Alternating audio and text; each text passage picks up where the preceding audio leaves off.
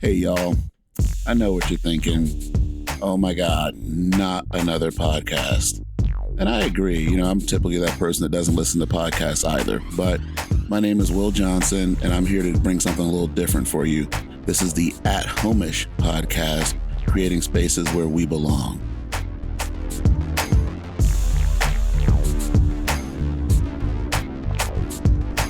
Welcome to the At Home-ish podcast, creating spaces where we belong. We are now here at episode 11, which is so exciting because I think about the second episode that we did, we recorded it on November 11th, which was Veterans Day. And so here we are today, Memorial Day. We have a habit of recording on holidays. And then when we think about the one and the one, we actually have two guests for the first time in our podcast history. So can you please take a quick moment to introduce yourself? I'm Bill Webster. Hi, Bill. Glad to have you here. I'm Erin Webster. And Erin Webster. Oh, my gosh.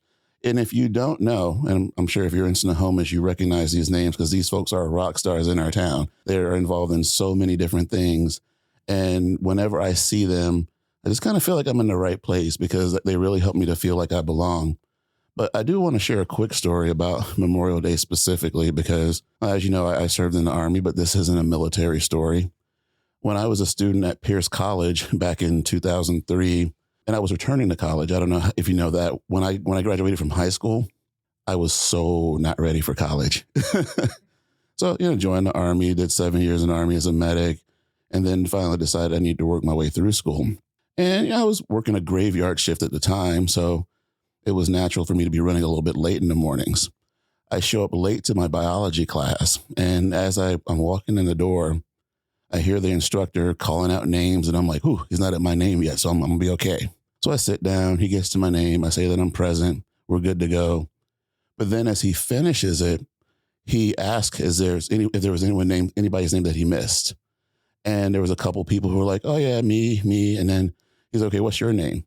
And I don't remember what the guy's last name was, but I know it started with a C, which is before Johnson. So clearly he was missed. And when he said his name, the instructor, Ivan Sparks, he was like, well, I called your name, but you didn't feel it was important enough for you to be here on time. And I just felt like my whole heart sank because as someone who hadn't been successful in college previously, I'm thinking that, oh my gosh, this guy's going to hand me my lunch every day because things are going to have to be perfect. Now, what changed within like the first 2 weeks, we had a lab that was due. And he called me over to his desk. And this again says how long ago it was. He hands me this little red floppy disk. And he's like, hey, I want you to take this to your group. This is the format that I want you to use for your labs. And I was like, oh, okay. Thank you. Because he had mentioned that no one ever gets the format right. He always has to have people turn it back in, but he gave it to me. And I'm like, oh, all right. So I go to my team and I'm like, hey, let's make sure we lay it out this way. Here's what we need. When we turned our labs in, was giving us our reviews. He's like, as I told you, none of you did this job correctly. Only one group did this job the way they were supposed to do it. And that's William's group over here. And I'm like, wait, what?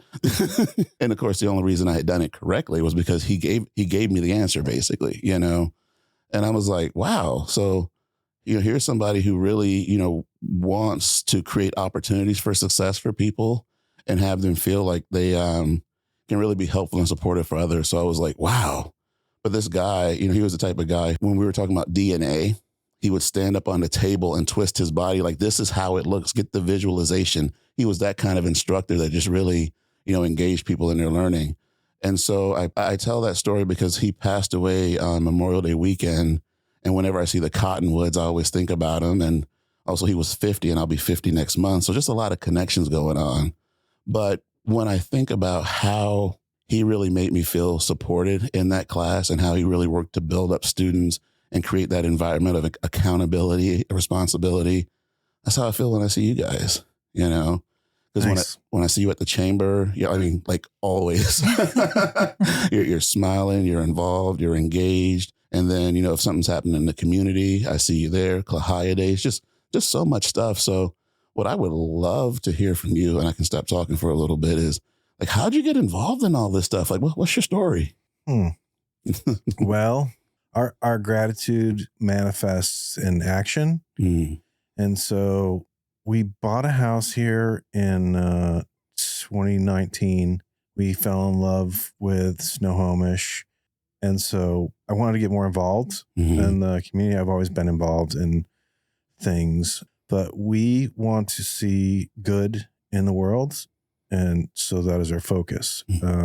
We want to build community and invest in equity for all and cheer for everyone and just kind of perpetuate that in the world. And so the best way to do that is to do that. Right. Yes. So we joined the, I guess after COVID, we do lots of stuff. I guess around COVID, I started volunteering at the food bank. And then shortly after we joined the chamber, and Erin joined the chamber, and I followed her, and we were just looking for opportunity to provide support. I have a lot of enthusiasm and energy.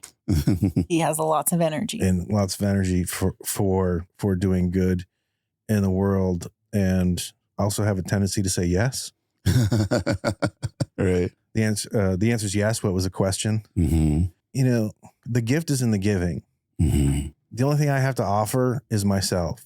And so I offer that as freely as I can and give as much as I'm able to. And I just have an abundance of love and passion and energy and enthusiasm for those things. And that's why we're so involved in so many different things. It's really, it doesn't really feel like a lot when we say all the things out loud or people like inquire about it. It does seem like it's a bit much, but not while we're doing it. Like it's all kind of, you know, seasonal, and I've just interwoven it into life. Like, we don't have kids. I don't watch TV. I don't follow sports. I don't have any real hobbies. My hobby is nurturing the environment that I'm in, like building community. That's awesome. Doing good things. There's an overwhelming abundance of horrific things transpiring at every single moment of every single day.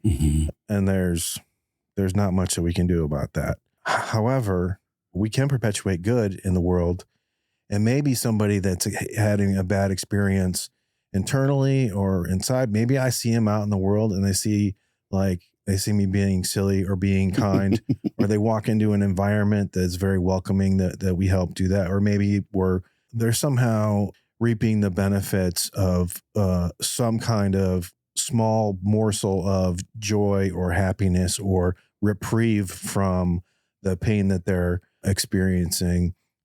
And I don't know that that's the case, but I like to think that the good that we're trying to do kind of helps negate some of that. You want to say anything?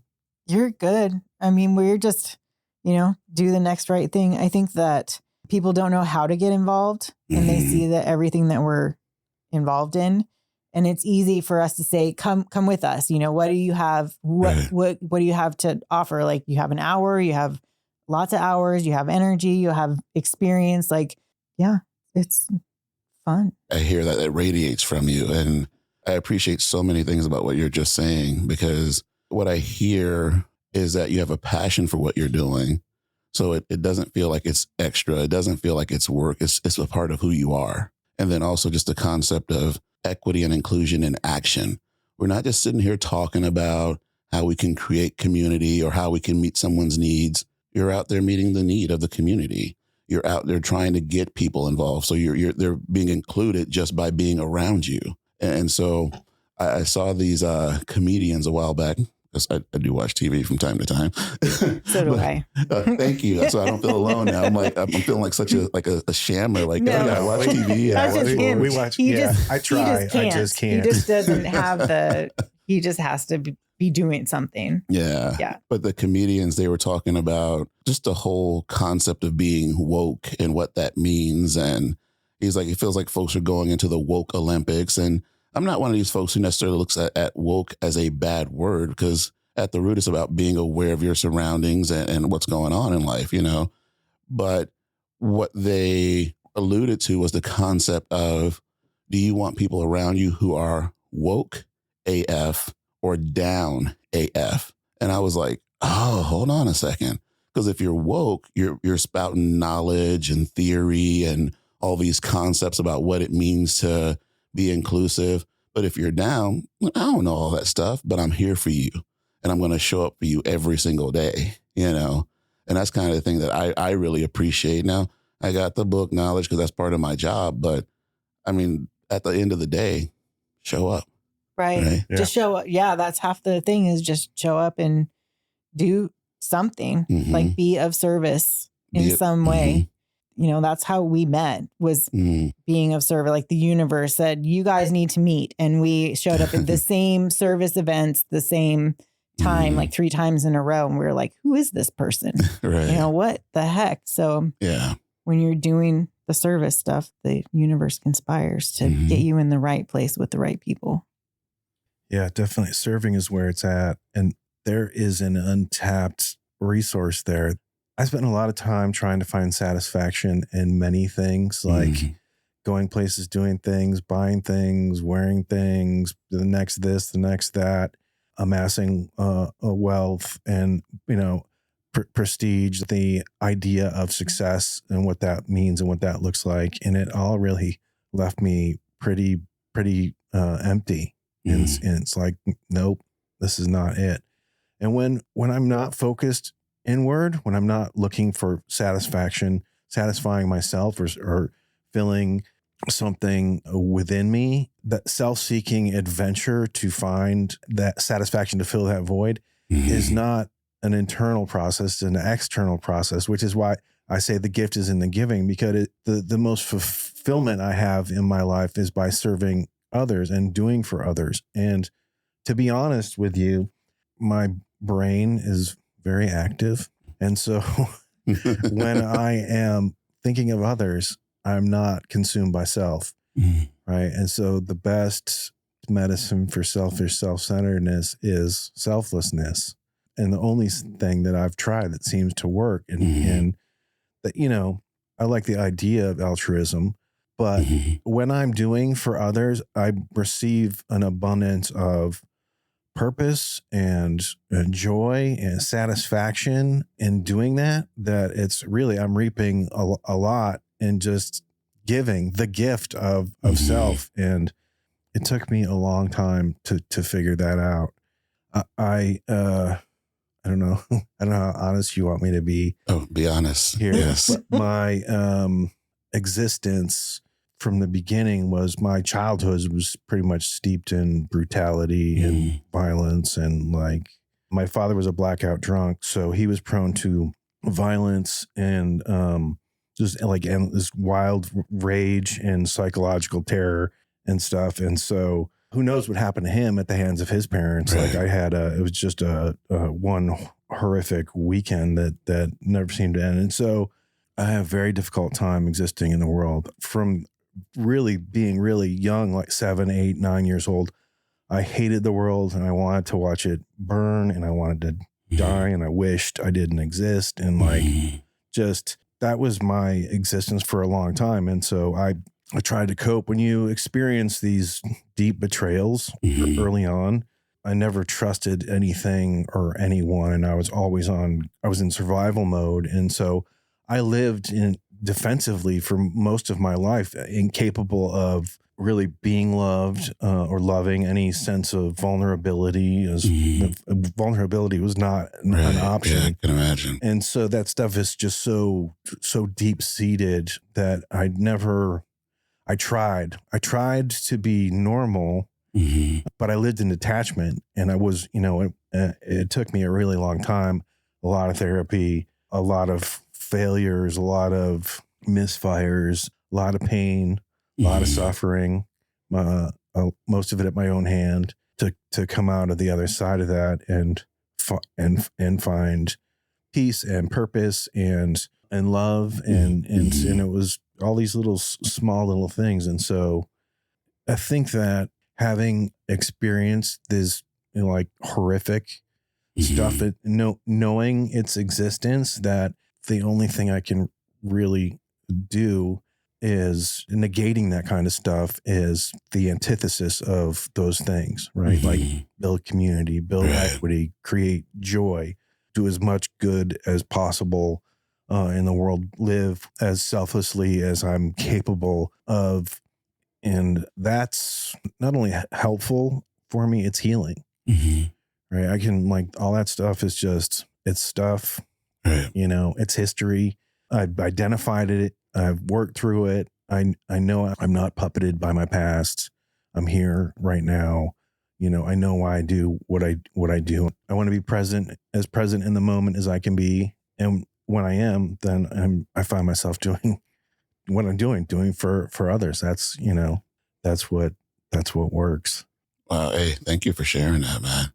And I love that term, not being puppeted by your past, because I think it's real easy with any negative or challenging situation that we just hang on that literally, and that drives our lives. So, hey, thank you for all you do. Yeah, it's definitely not a secret. It's not something that I talk about often, but I am able to connect with like-minded people, and so it's pretty heavy for people like whoa, that's crazy, but that's just the way it was for me. I know it's not that way for everybody. So it's like, but I think that it helps me to identify these two opposing points, right? Because it could have went either way. Absolutely. In coming to this realization that being trapped in depression and pain and just suffering and stuff, in contrast to the way I'm allowed to live my life today in this freedom of love and joy, and to live intimately in the world, and to be vulnerable, and to create space for vulnerability, and to protect people that need that, and to help guide people just to be a living example, to say, like, this is, who we were is not who we are, and who we are doesn't have to be who we remain. There's the opportunity to evolve is endless. It's just the path to enlightenment is it's not. If we could somehow intertwine enlightenment with, like, the credit score, right? Oh my gosh. Got it like 700-800, but your enlightenment is like, you're like 14. We want to get you up to like in the 30s. That maybe it would be easier. Who wants to look at that stuff and like find out that we're wrong? And like, I lived in absolutes for a long time, but come to find out that my opinion is nothing more than a culmination of my perceptions and my existence. So it's like, my opinion is not really that valuable. It's just my opinion. It doesn't mean a whole lot. So I don't give it the value that I once did. And I don't live in the absolutes. It's very freeing. I'm like very free to be whoever I am, in whatever moment I'm in. And that's really amazing place to be. So I honor it. Wow. I think that ties in perfectly. I mean, May is Mental Health Awareness Month, and the power of us sharing our stories and how we've, worked to overcome certain things. And that's what people, often need to hear, because for people who are going through it, they may feel like they are alone in their struggles, or they don't know where to turn. And they, look at us as adults and involved in the community like, oh, you must have had a perfect life and you have it all together. And it's like, no. We still don't have it together or figured out. Yeah, like what is together? As soon as we think we have it figured out, we're in big trouble. Yeah, that's for sure. Right. It's like, oh, you have everything in a nice little container. I didn't get my container this week. I'm sorry. Yeah, no. It's just kind of floating all over the place sometimes. No, I remember being that kid thinking that everybody had it together. And like, I couldn't wait to get to that point where I had it figured out. And then as I get older, I realized that nobody has anything figured out, and we're all just, taking it day by day. Yeah. Yeah. Life is messy. It is messy. Some people wear the mask better than others. Yes. Yep. And it's interesting when we're able to have these conversations to really, get to know each other better and understand where people have been. And it's like, no, you don't have to wear that mask. It's like, be you, be free to be who you are and who you want to be in this world. Yeah. Without judgment, without being forced under the thumb of someone else's opinion. And I think that's, really key to creating belonging in our communities. So important. Yeah. For sure. And so I'll kind of dig into a little bit, like, what are some of the things that you're doing? Because you were saying you go through the list sometimes of what you're involved in. What do you do in Snohomish with your wonderful Snohomi hat on? Let's see. So I'm the president of the Chamber of Commerce currently. Erin is on the general board. Yep. We run the Kla Ha Ya Days festival. Right. This is our second year doing that. I'm the president of that. Erin's the VP. I volunteer on the food bank every week. I am on the public safety board for the city. We are Lions, members of the Snohomish Lions Club. We are the neighborhood coordinators for the Green Bag Project, which is a nationwide project put on by the Rotary, and every other even month, the second Saturday, we go to people's residences to sign up and bring them a green bag, and they get some canned goods, some non-perishable items, and just fill up the green bag. And then we go to I think we have like 14 people signed up currently. We go to all their houses, pick them up, and then take all the food to the food bank and log it in. So that's pretty cool. What Zombie walk. Following the Snohomish. Yeah. That's our new project. Yeah, we're helping with that this year. We are now Awesome. the planning committee for the zombie walk. We're excited about that. It's a great event that benefits the food bank as well. I guess we're on the planning committee for the food bank's events.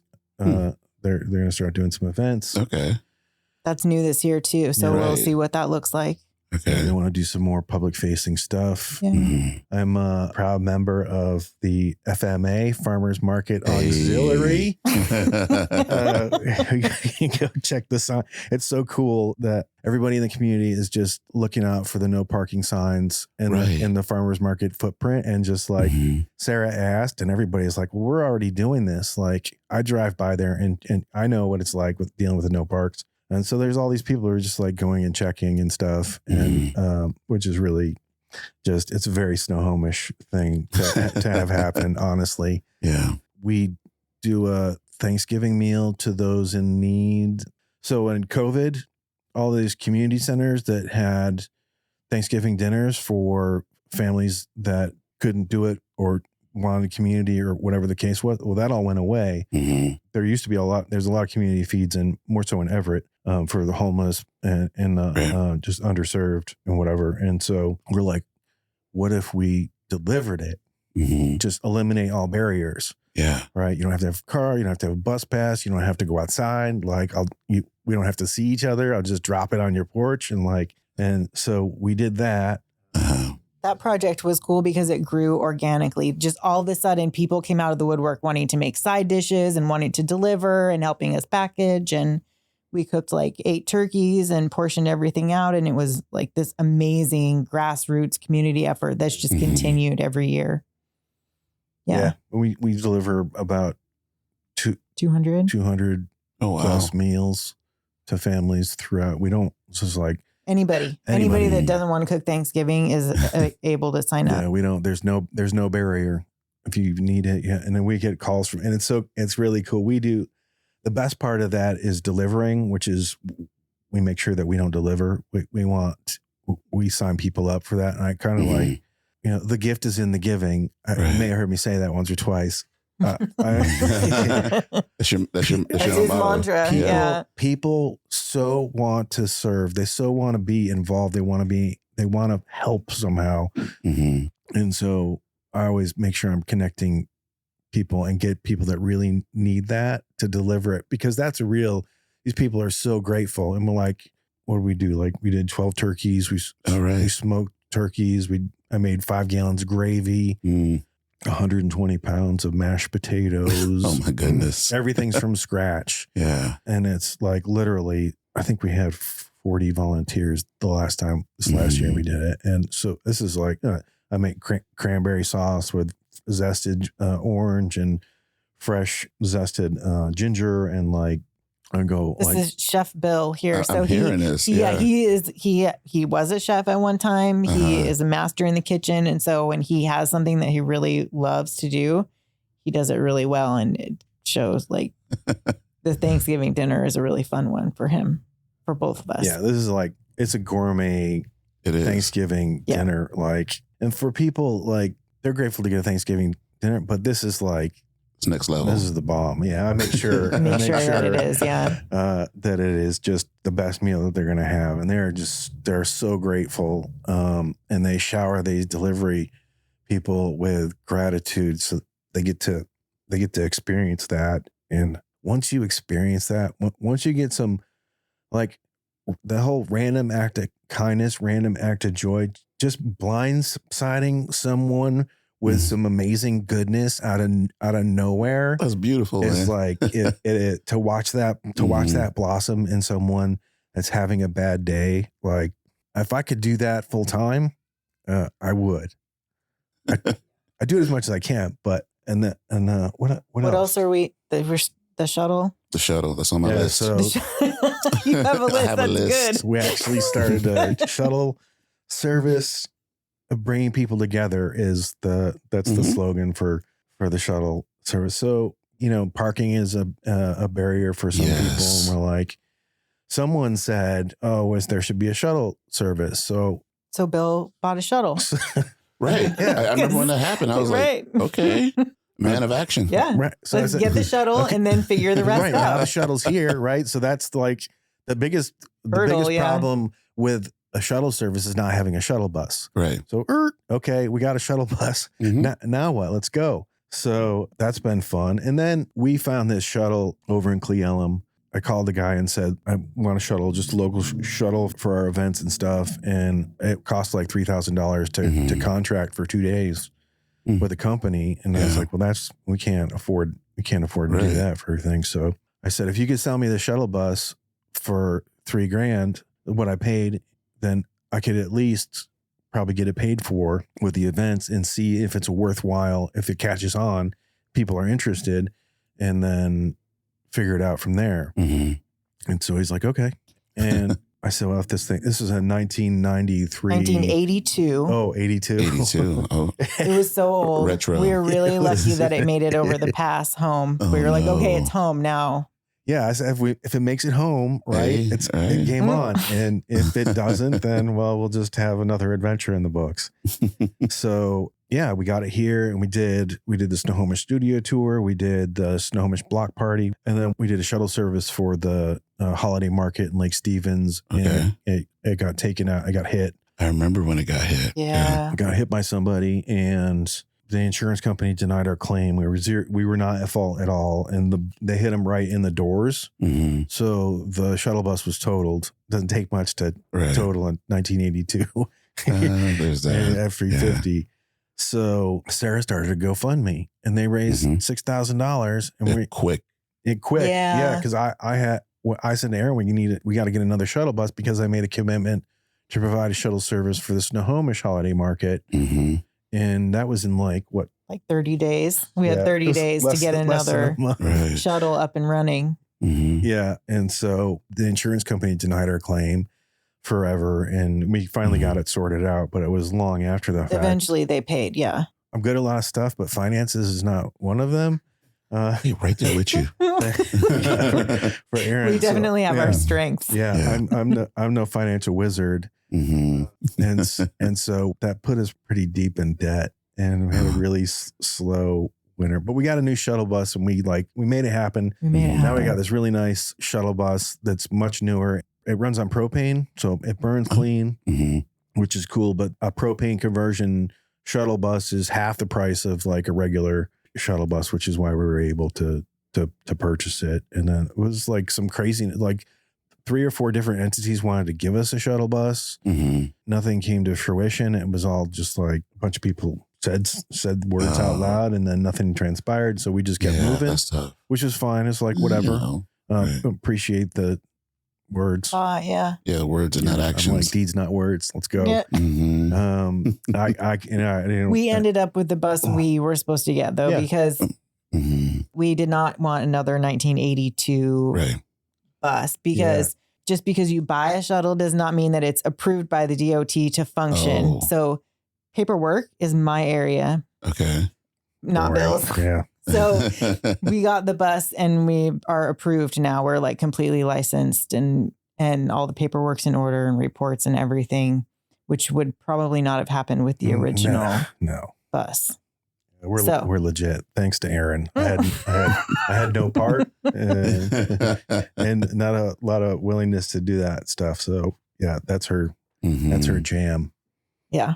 Talk about compliance, like Right. a compliance heavy industry, transportation. Yeah. Yeah. It's a lot more than we anticipated. It's very involved, but we're here now. So we got it. Yeah. We're ready. And I feel like I asked the right question because if I would have asked, what don't you do around town? That would have been a short conversation.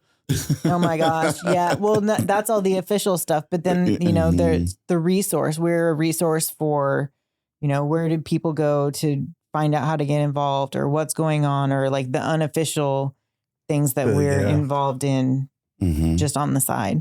Right. I'm the unofficial grocery store bag collector. Oh, okay. Wow. For Food Bank put out a call for bags. They need bags. Oh. And so people are contacting Bill to give him bags to take to the food bank. All the time. Grocery bags. Like plastic bags or Yeah. paper? Yeah. Oh. Either any. Okay, so I need to see you because I got like a ton of paper Perfect. bags. Yeah. Yeah. And that's how it I get messages, I get texts, I get all people reach out to me across all media platforms, email. I get random people that email me asking me about like resources and stuff. And what a gift. Yeah, being a resource for people that need to get connected in some way to anything and knowing that they can come ask. Mm-hmm. So if there was any question on why I asked you to be on this podcast, it's like you are the people with the connections, with the resources. I just figured somebody canceled. It's like it's a holiday weekend. Yeah.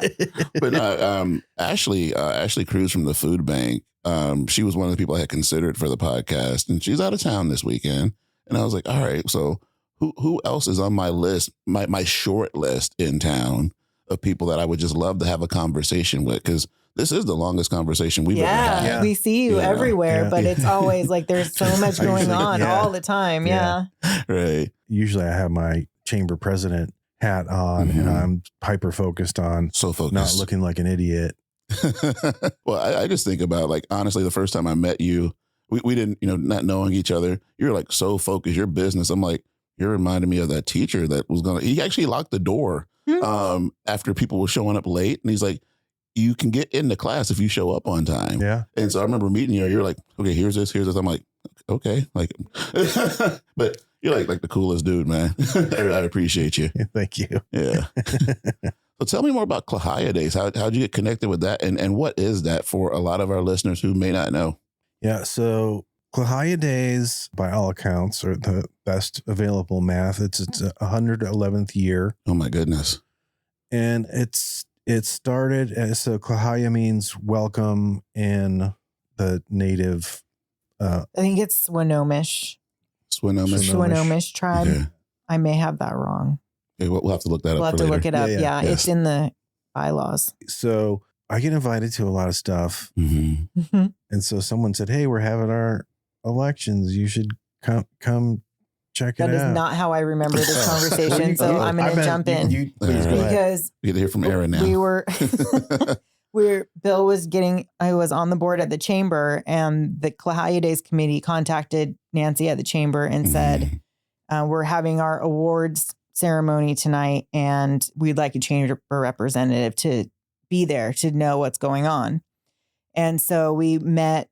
Bill's like, come with me to this meeting. We're going for the chamber. And we went to the back room at the Boys and Girls Club where the Kla Ha Ya Days board was handing out checks to these nonprofits. Okay. With no fanfare, nobody knew all of this stuff was going on. And they were giving out like $5,000 to search and rescue and $3,000 to the fire explorers. And so after they did that, the board said, by the way, if nobody's here to make themselves available for next year, Kla Ha Ya Days is going to be dissolved. What? They all were burned out. They had run it through COVID and everyone was just done. And so I have a feeling that either Bill knew that was going to happen or the person that invited him to go knew that was going to happen and they knew the people that needed to go. So we left that meeting having never been to Kla Ha Ya Days as the president and vice president of the coming year. Wow. Excited. Yay. Yeah, it was a yes. If he knew about it, he didn't tell me. Yeah, I didn't know about it. I was just like, let's go check it out. It's a festival. We can run a festival. We can do anything. Yeah. I can't run a festival. Yeah, you could. You could. Trust me. You just learn on the go. And there's lots of people that were available to help us. Well, I mean, we got loaded with information. We got all of the information from every Kla Ha Ya Day since 2008, which is way more information than we needed. Yeah, lots of information. It was trial by fire. It was really like every person on the board in all the committees was new last year. Yeah. So none of us knew what we were doing. Out. Nobody knew what was going on. A lot of the information that was current a couple years before was not current now because the city changed all of their procedures. So it was really like lots of changes. It was very exciting. And people that attended had a really great time and had no idea that none of us knew what we were doing. Yeah. Wow. It was very exciting. It was very exciting. Yeah. A lot of moving parts. And I think that is problematic with lots of these there's lots of these incredible micro nonprofits doing amazing things because something happened, right? But the same people ran it for 5 years, unsupported, doing the best they could. There was not a whole lot of community buy-in. And so I think that any good nonprofit is going to have a rotation of previous people with the knowledge going into a mentoring position or an executive board position to provide oversight, and then recruiting new blood and partnering with other nonprofits and organizations so you can share in those synergies and those volunteer connections to have great participation on the backside. Right. We will have 20,000 people that are going to come here and love Kla Ha Ya Days. Everybody loves Kla Ha Ya Days, but doing the work, like the behind the scenes stuff, which is the most rewarding, I think, but it's the least glamorous. Right. It's just like, spreadsheets and coordinating and filling out permits and having challenging discussions with people about issues that are important to them and trying to make it all work and make everybody happy. You can't make everybody happy. No. So that's what we're trying to do now is partner with other nonprofits to take ownership of the individual events and say, here's a capital raising opportunity. Like the Chamber of Commerce is going to run the car show. It was Cruz and Colby had done it for the past few years and they put on a great car show. They know how to do their thing, but this is not Everett. This is Snohomish. It's different. And so they come in, they did their thing, and they put on a great car show, and then they left. And to me, that's not how I saw Kla Ha Ya Days evolving in the future. We want to keep it local and get local community engagement and participation and buy-in, because all the profits from the festival goes back into the community. Right. So this year, we actually know what we're doing. It's still pretty exciting. Maybe not as much.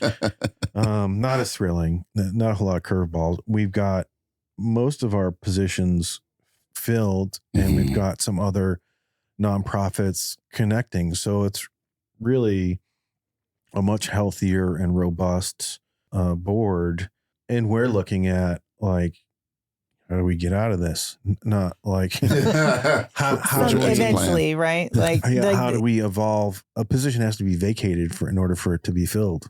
Otherwise, they'll say, "Oh, he'll just keep doing it," and we could now it's not a big deal, but says the guy that's not doing all the paperwork and permits and management of all the stuff. That's what I was talking about. Yeah. My part's no big not deal. a big deal. I'm just like, I'm just recruiting and raising money and The fun getting stuff. sponsors. He does the glamorous fun stuff. He's like the face of our operation, and I'm the Mhm. background paperwork spreadsheet person, right, keeping the train on the tracks. We both have our strengths. Right. Yeah, Right, yeah. yes. Yeah. I'm just staying in my I'm lane. just saying. What if I started doing paperwork? No, See? no. Let's not do that. Yeah, but we would like to see it. We'd like to see more partnerships. It could be anything. We're like open to anything. And anything in Snohomish. We can have stuff going at Snohomish Station, or I've talked to the farms about doing stuff. You and I were just talking about doing something so we can honor the heritage of the native community. the native community. Right. And we talked about doing that last year. We couldn't get any traction, and we it had was so too much much to going take on something, another aspect while Right. trying to figure it all out. So this year, I'll cover that in. that would be amazing. Yes. It's really important. We also want to have an equitable component to the zombie walk with the Spanish community in De Los Muertos. So we can recruit you for that. That's equity's your jam. So the bridge is the jam. That's right. It's like, because you've got this equity stuff down where you're meeting the needs of the community. That's what equity is. And for me, I often tell people with my background, as far as the academic part of it, I didn't do like ethnic studies, gender studies. My background was in communication. And so it's like, how do we bring people together to do the things that we want to do? That's what I do. That's why I got the bridge in my logo now. Yes. Cool. Yeah.